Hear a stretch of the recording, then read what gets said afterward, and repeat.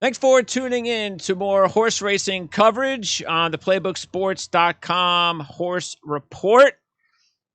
I'm Greg DePalma. Of course, Mark Lawrence joining us from Playbook Sports. How's everything going, Mark?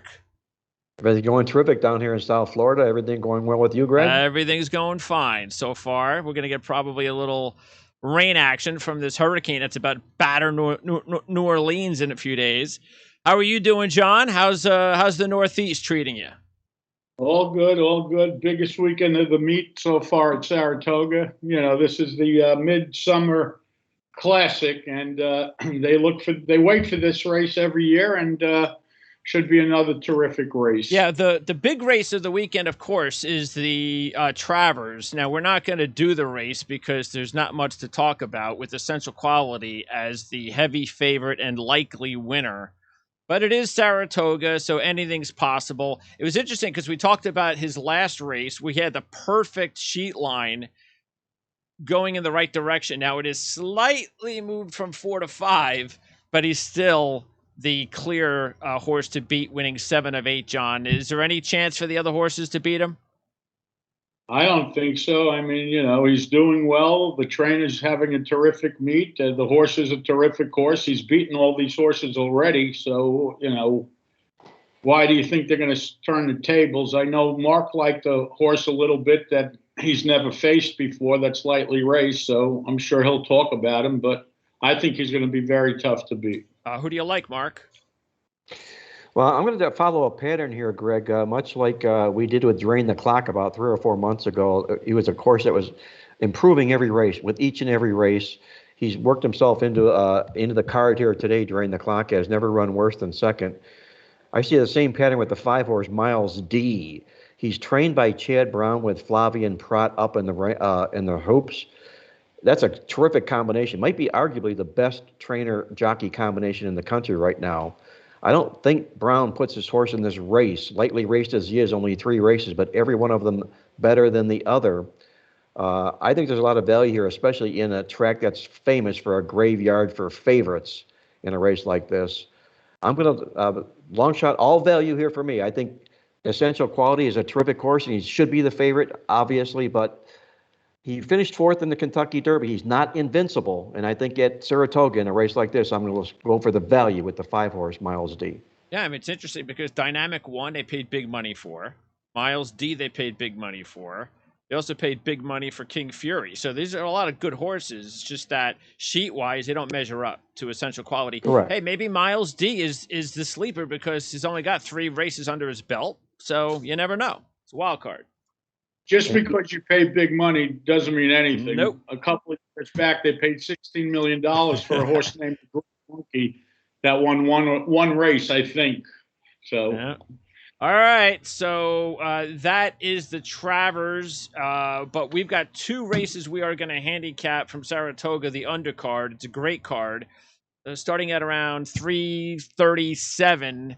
That's the estimated post time of race 8, a 7-furlong race, the Forego. It's a grade 1 stakes race for 4-year-olds and up. And we are going to start with the 1.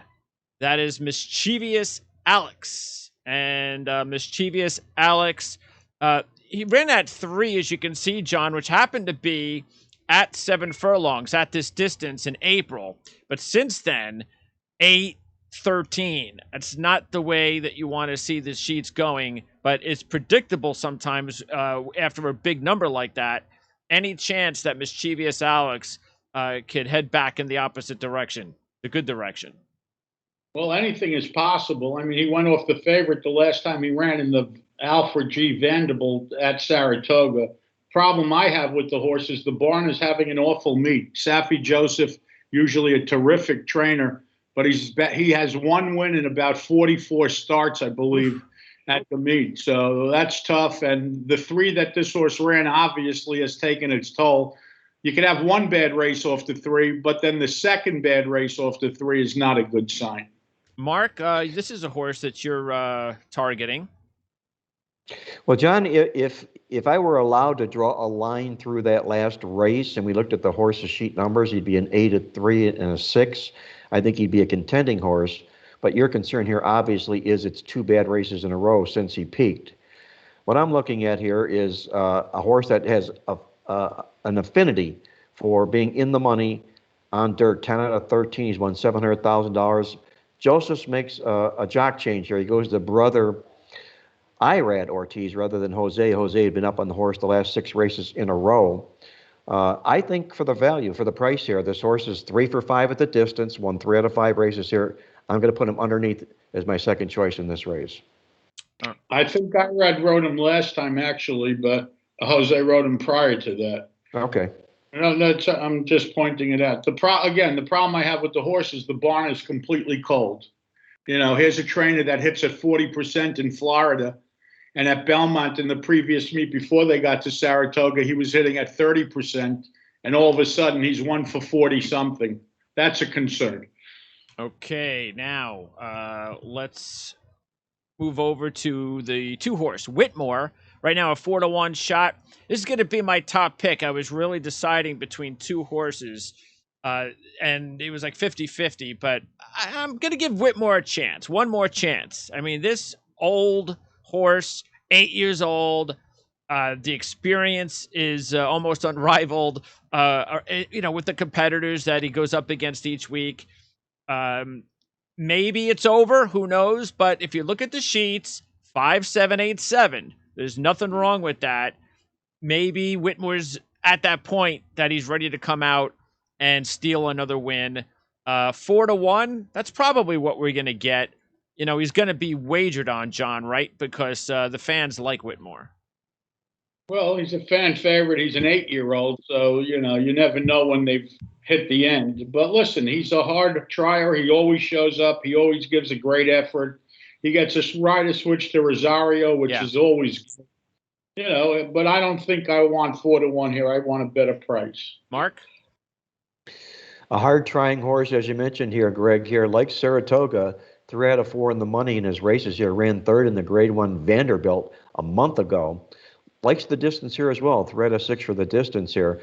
The change to Rosario might be a good change for this horse here. But like John says, maybe something better than 4-to-1. We're going to look at it, but less than 3-to-1. I'm going to pass, but I see exactly where you're coming from, Greg. The 3 is Lexitonian. And Lexitonian had stole that win, talking about stealing wins, the Alfred G. Vanderbilt, and we did that race. He cost you a lot of money. Cost me a lot of money at 34-to-1. So I can't expect Lexitonian to come right back after that and pull off another one at about 5-to-1. So it goes from 34-to-1 to 5-to-1, John. Yeah, and if you look at his career, he's never put 2 races together. Usually he has a good effort, and every time he runs a good effort, he usually reacts off of it. And I think that's the case here. Yeah, he ran that 4 last May and hasn't returned to that. But the last race he raced was just about one of his best. Mark? Well, his numbers are getting better the last 3 races, a 7 from a 10 to from a 12. And you take a look at this racehorse here, you're hitting on a good point. He was 34-to-1 in his last race, which he won, and his numbers get chopped way down. I mean, no value at all in a situation like that. And in fact, the last 3 races, this horse has been 34-to-1, 26.5-to-1, and 46-to-1. So he's not going to sneak up on anybody here in this particular race. But I like the way his numbers are going here, and I'm going to have to put him underneath on the card here. All right. You missed the wedding. Don't go to the funeral. All right. Next up is Mind Control. Getting about 4-to-1 almost on Mind Control. Coming off a win last time out. Ran an 8 there. 8-12-8 this year. Did run a 6 and a 5 and a 2 last year. So actually ran a couple of 6s. But so the 2 came at Aqueduct in a grade 3. But at least we've seen some pretty good efforts after that, including that 5, which was at Saratoga at the Alfred G. Vanderbilt last year. What do you think? Is this a horse that you're going to consider, John? Yeah, absolutely. The reason I'm going to consider him is last time out he made his first start for trainer Todd Pletcher. That was a big trainer switch going into his last race. Pletcher has him for 1 race and got a good race out of him. So certainly he can repeat that or possibly make a forward move. I'm negative on a lot of horses in this race. I think this is one of the positive horses in the field. All right. Let's see. Doubly Blessed is your long shot, though. He's the next horse here, the number 5 at 15-1. So this is a horse that you want to put into your exactas, John. Well, 2 out of his last 5 races were 7s. He's cutting back in distance. He's been going long. Now he's going around 1 turn, 7 furlongs at Saratoga. And he's a 4-year-old. He has a license to improve, where most of these horses are older horses and probably going in the wrong direction. What I like about him is the trainer's having an unbelievable meet. He's hitting about 25%. I like the 15-1. And, I like Luis Saez, who's the leading rider, climbs aboard as well. So all those are positive signs for me. And, again, 15-1. Must use, in my opinion. Now, Mark, between the 5 at 15-1 and the 6 Chance It at 20-1, which one of those 2 long shots? I know you don't like either one of them, but which one of those 2 long shots would you take? I'd go to the 5 horse here. I like Luis Saez being up on the horse. The last time he's reunited again. He won with Maker on this horse the last time he was up on the horse. And his numbers are on the improve here. From not bad. I mean, a 9 and a 7 his last 2 races. You threw out the 17. A steady horse here.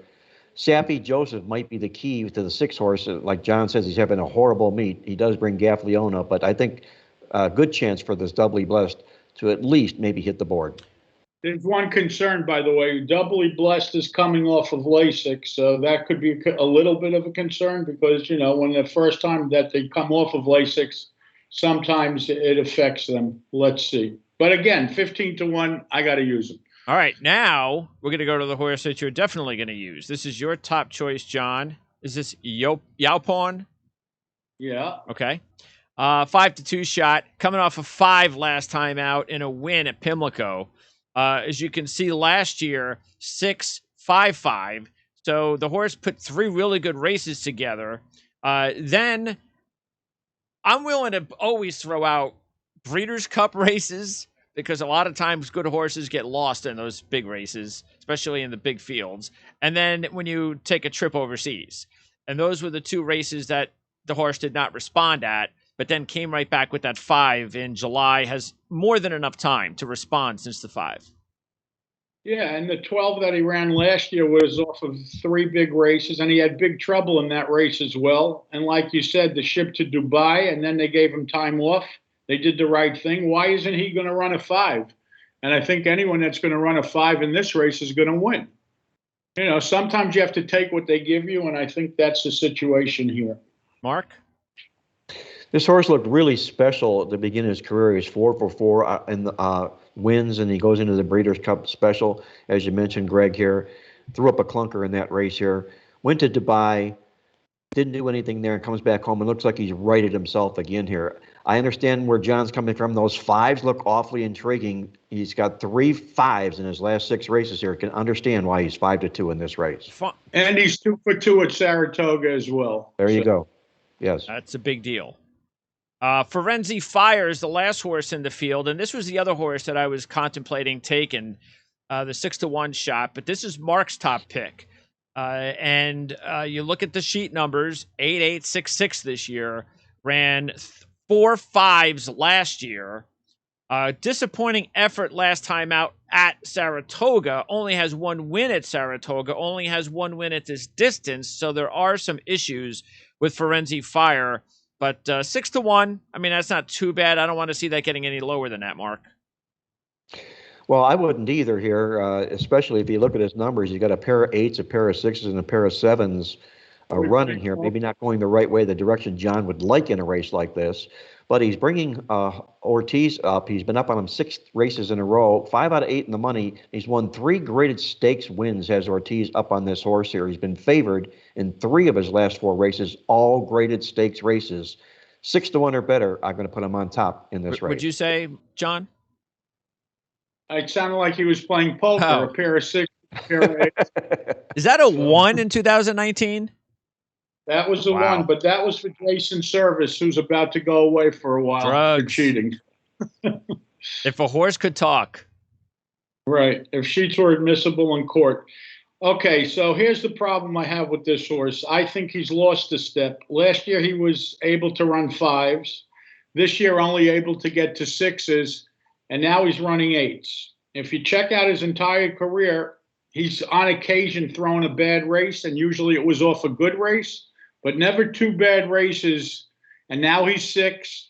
And all those good races he has, he loves Belmont. This is a Belmont specialist. If you look at all those 5s and everything else, they were all at Belmont. That's the problem I have with him. But again, he's another old-time war horse that fires a lot. And, he's fine. But I just think he's lost a step. All right. So there are the picks.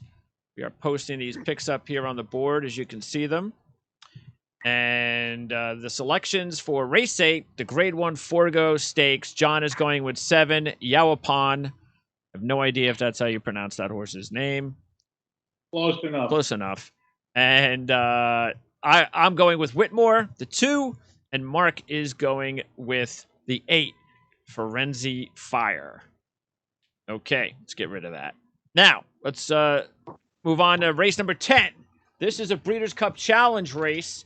This is a longer race, 1 1/8 miles, the Grade 1 Personal Ensign, fillies and mares, 4 years old up.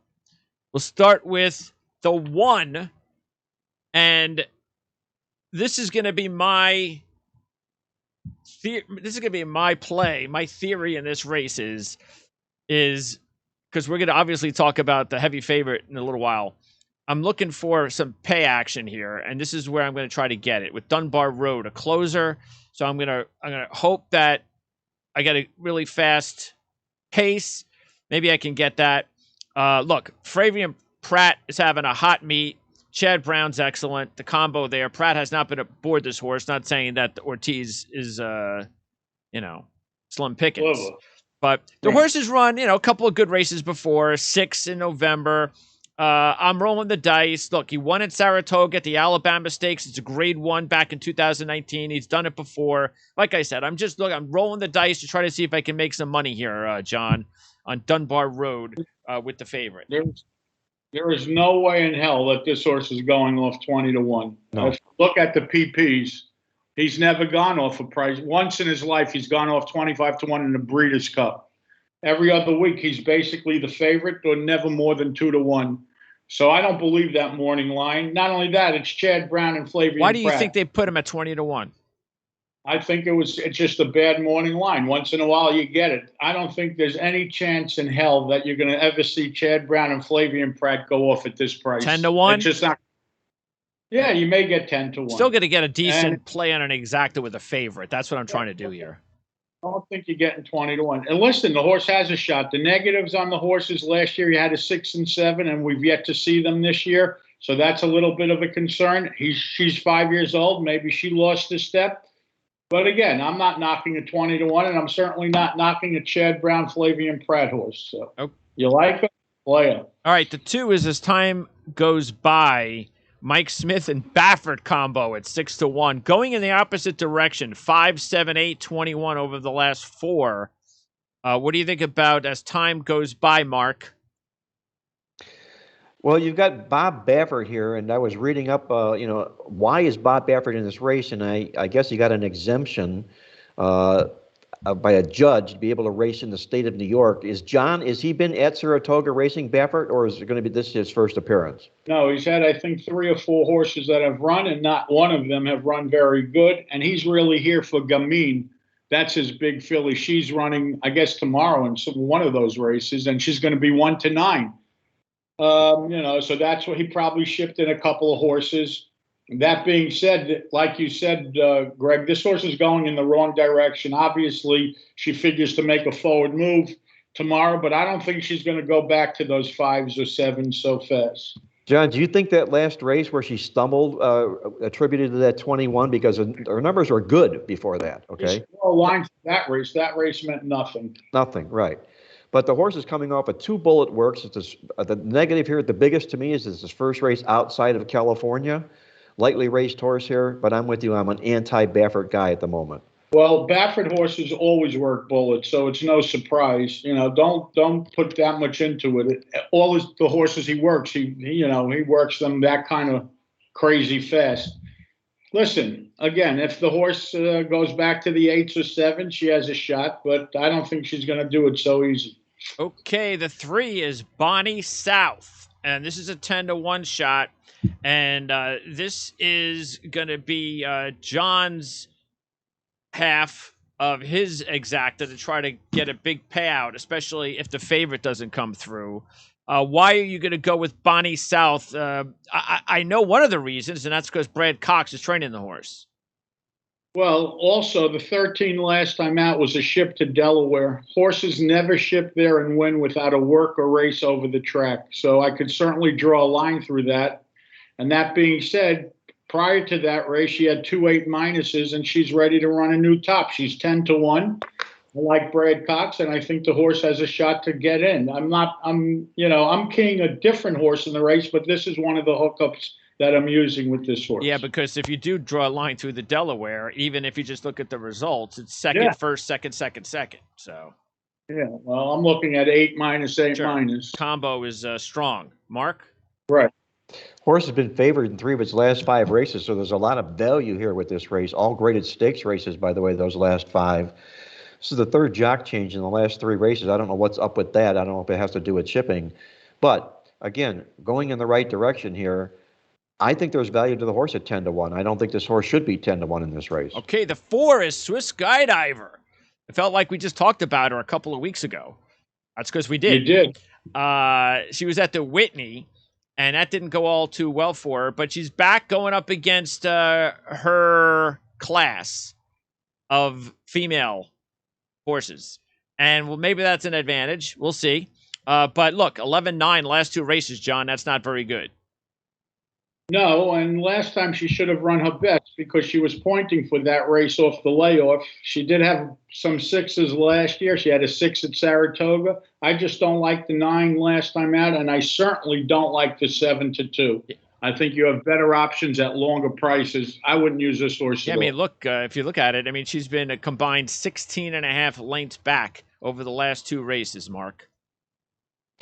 Source lost in a loaded field in the last race, as you mentioned here, to Knicks Go, and Maxfield was in that field here. I think this is a much better race for this particular horse, not quite as deep or as strong. She has 4 6s in her last 12 races here. The last 6, the most recent 6, maybe she bounced to an 11 after that. Then she put the 9 up against that loaded field. 12 out of 15 for her career in the money, over $2 million here. I've got to put this horse on the ticket. Okay, now comes Royal Flag, a 10-1 shot who happens to be Mark's top play, 10 for 10 lifetime. And she's run a couple... 10 for 10 in the money. Yeah, 10 for 10 in the money. Okay. And 9-8-7 over the last 3. She has run 7s before, though. But look, if you're looking for a horse to get in the money, this could be it. Now, whether or not she can win, that's a different story. Mark, you're going with Royal Flag as your top choice. When you've got Chad Brown as a trainer and that horse has been in the money 10 out of 10 races, you have to make a case for that particular horse. You got Joel Rosario up on the horse, which is really, really nice. You take a look, there 5 graded stakes wins in those 10 races that this horse has been in. Loves the distance. 3 times at this distance, won twice, ran second the other time, like Saratoga. 2 races, wins and runs second in that particular race. I think there's plenty of value for this horse at 10-1. I've got this horse up on top. Yeah, the only thing that, you definitely have to notice is, the thing that would concern me a little bit is the fact that those are grade 3 races. This is a grade 1. She was a favorite in a lot of those races. She's a long shot in this one because she's definitely stepping up in competition. Yeah, but she can't read a form, so she's running her numbers. That's all. I would use this horse definitely at 10-1. Oh, yeah, 10-1. That's the trick. The fact that she ran a 7 last time out at Saratoga, she repeats numbers. Last year she ran 4 9s in a row. Not the worst idea at a price. You cannot bark at 10 for 10 in the money. Not with Chad Brown and Rosario at 10-1. So. Now the 6 is Letrusca. This is the heavy favorite at 6-5 that I'm going to put with my 1. I just can't find a way to get away from this horse. This is just clearly the best horse in the field. Won 15 out of 20 lifetime, coming off back-to-back 6s. So like you did in race 8 when you went with the favorite, I'm going to just go with the favorite in race 10, Letrusca. She's fine. I mean, she ran an 8 last year at Saratoga. She's fast, but she's not going to have an easy time of it on the lead. You know, she likes to go wire to wire. She likes to run up front. The 2, as time goes by, is going to go. The 4, Swiss Yodel is going to go. Swiss Skydiver is going to go, I should say. The 7, Miss Marissa is going to go. So she may, you know, there may be a battle on the front end here, and she may not get away with an easy lead. And for that reason, I would try to beat her.